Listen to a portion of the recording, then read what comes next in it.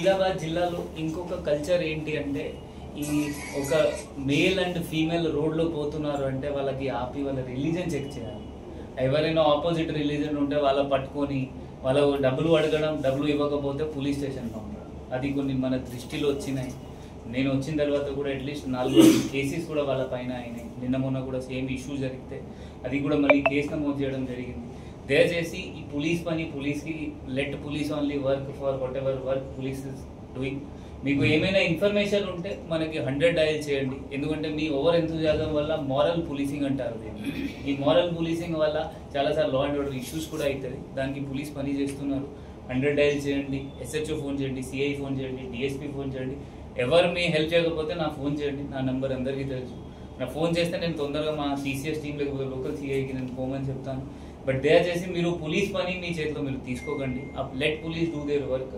మీ information ఉంటే దయచేసి 100% మీరు 100 డయల్ చేస్తే మన ఇన్ఫర్మేషన్ ఇస్తే మనం 100% लीगल एक्शन తీసుకుంటాం. Thank you.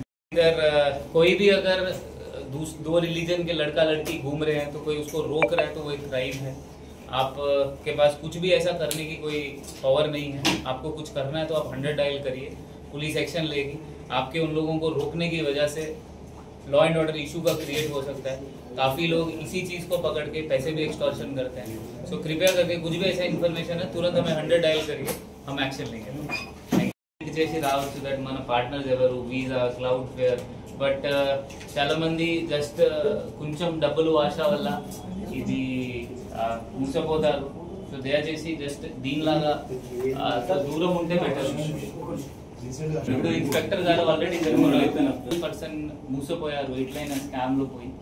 సో ఎవరికి ఇట్లయినా ఇన్ఫర్మేషన్ వస్తే దయచేసి మనకి చెప్తారు. వీళ్ళ నుండి ఇప్పుడు ఫోన్స్ సీజ్ చేసాము, ఈ డైరీ సీజ్ చేసాము. ఎందుకంటే స్టార్టింగ్ స్టేజ్లో ఉంటాయి.